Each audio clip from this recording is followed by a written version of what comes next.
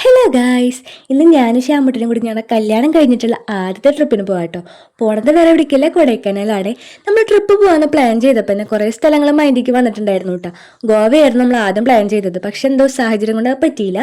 ഇപ്പം നമ്മൾ കൊടൈക്കനാലാണ് പോകുന്നത് കേട്ടോ. നമ്മൾ നേരത്തെ തന്നെ വീട്ടിൽ നിന്ന് ഇറങ്ങിയിട്ടുണ്ടായിരുന്നു, പക്ഷേ ട്രെയിനിൽ ആ ടൈമിൽ ഉണ്ടായിരുന്നില്ല. പിന്നെ ബസ്സിൽ പോകാമെന്ന് വിചാരിച്ചു കേട്ടോ.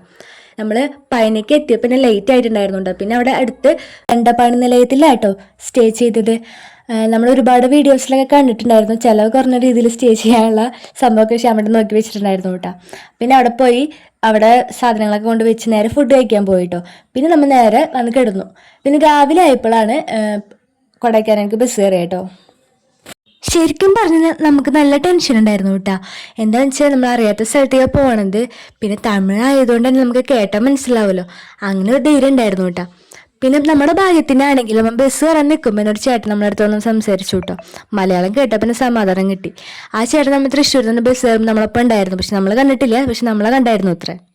പിന്നെ ആ ചേട്ടൻ്റെ കെയർ ഓഫിലാണ് നമ്മൾ പോയത്. പിന്നെ ആ ചേട്ടൻ പറഞ്ഞ സ്ഥലത്താണ് നമ്മൾ പോയി ഇറങ്ങിയതൊക്കെ. അപ്പോൾ ആ ചേട്ടൻ്റെ പരിചയത്തിൽ തന്നെ ഒരു ഹോട്ടലൊക്കെ ഉണ്ടായിരുന്നു കേട്ടോ. ആൾക്ക് എന്തോ കമ്മീഷനൊക്കെ ഉണ്ട്. ആ ഹോട്ടലാണെങ്കിൽ മലയാളികളുടെ ഹോട്ടലായതുകൊണ്ട് തന്നെ നല്ല നാടൻ ഭക്ഷണം നമുക്ക് കിട്ടിയിട്ട് നമ്മൾ വീട്ടിലുണ്ടാക്കണ ആ ഫുഡൊക്കെ നമുക്ക് കഴിക്കാൻ പറ്റിയിട്ടോ. പിന്നെ അവരെ കെയർ ഓഫിലായിരുന്നു നമുക്ക് ട്രിപ്പ് പോകാനുള്ള സ്ഥലങ്ങളൊക്കെ കാണാനുള്ള അറേഞ്ച്മെൻറ്റ്സ് ഒക്കെ ചെയ്തത് കേട്ടോ. അപ്പോൾ നമ്മൾ 2 ദിവസത്തെ ട്രിപ്പായിട്ടാണ് പോയത്. നമുക്ക് തന്നെയായിട്ടൊരു ഗൈഡൊക്കെ ഉണ്ടായിരുന്നു കേട്ടോ.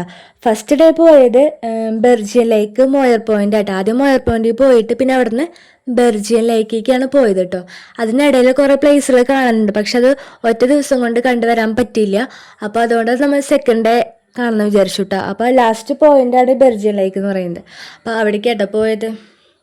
പിന്നെ 2ാമത്തെ ദിവസമാണ് നമ്മൾ പില്ലർ റോക്ക്, പൈൻ ഫോറസ്റ്റ്, ഗുണ കേവ്, ഡോൾഫിൻ ഹൗസ് അതൊക്കെ കാണാൻ പോയത് കേട്ടോ. നമ്മൾ ഫസ്റ്റ് ഡേ പോയ വീഡിയോസ് മാത്രമേ നമ്മളെ കയ്യിലുള്ളൂ കേട്ടോ. സെക്കൻഡ് ഡേ പോയ വീഡിയോസൊക്കെ നമ്മളെ കയ്യിൽ നിന്ന് ഡിലീറ്റ് ആയി പോയിട്ടുണ്ടായിരുന്നു കേട്ടോ. ഈ മോയർ പോയിന്റിൽ നമ്മൾ കയറിപ്പോയപ്പോൾ വലിയ കോടൊന്നും ഉണ്ടായിരുന്നില്ല കേട്ടോ. തിരിച്ചു വന്നപ്പോൾ അടുത്ത് നിൽക്കുന്ന ആൾക്കാരെ പോലും കാണാൻ പറ്റാത്ത അവസ്ഥയായിട്ടോ. അത്ര പെട്ടെന്ന് തന്നെ കോട വന്നെന്ന് അറിഞ്ഞു കേട്ടോ. അങ്ങനെയായിരുന്നേ. നമുക്ക് തന്നെ ഒരു ഗൈഡൊക്കെ ഉണ്ടായിരുന്നു എന്ന് പറഞ്ഞല്ലോ. അപ്പോൾ ആൾ തന്നെ ഓരോ ചെറിയ ചെറിയ സ്ഥലങ്ങളൊക്കെ എത്തുമ്പോൾ ആൾ വണ്ടി നിർത്തിയിട്ട് ആ സ്ഥലത്തെ കുറിച്ച് നമുക്ക് പറഞ്ഞു തരുന്നുണ്ടായിരുന്നു കേട്ടോ, ഡീറ്റെയിൽ ആയിട്ട്. உள்ள பேய்க்கு சமையல் பண்ணிட்டு இருக்குன்னு சொல்லி அவங்க சொல்லவும் அது பேர் டெவில் கிச்சனா வந்துச்சு. குணா படம் எடுத்தாங்க. குணா படம் எடுத்தாங்கன்னா அண்டர் கிரவுண்ட்லாம் போய் படம்லாம் எடுக்கவே கிடையாது. அந்த மேலோட்டமா எடுத்தது தான். சரிங்களா, மேலோட்டமா இருக்கு. அதில் தப்பிச்சு வந்தது உண்மையான கதை என்னன்னு கேட்டீங்கன்னா அந்த சுபாஷ் மஞ்சுமல் பாய்ஸ் படம் எடுத்தாங்கல்ல, அது உண்மையான கதை. உண்மையான கதை என்ன, அது என்ன ரீசன் அந்த கதை எடுத்தாங்கன்னா, அந்த கதை அவர் டைரக்டர் எடுக்கிறதுக்கு ரொம்ப கஷ்டப்பட்டார்.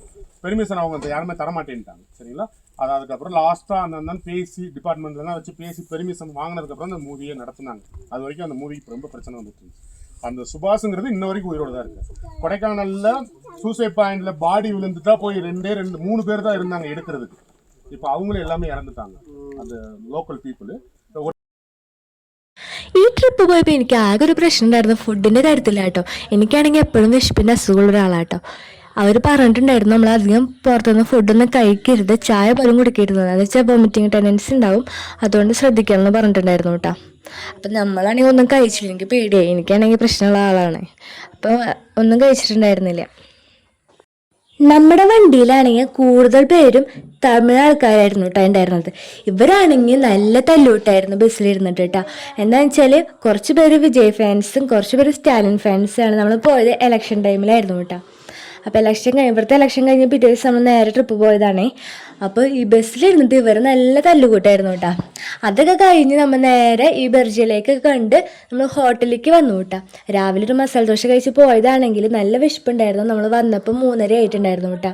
പിന്നെ നമ്മൾ അടുത്തുള്ള തടാകത്തേക്ക് പോയിട്ട് അതിനടുത്തുള്ള സ്ട്രീറ്റ്സിലേക്കൊക്കെ പോയി അവിടെ കുറച്ച് നേരം കറങ്ങിയതിന് ശേഷം കുറച്ച് സ്വീറ്റ്സൊക്കെ വാങ്ങി റൂമിലേക്ക് പോന്നു കേട്ടോ.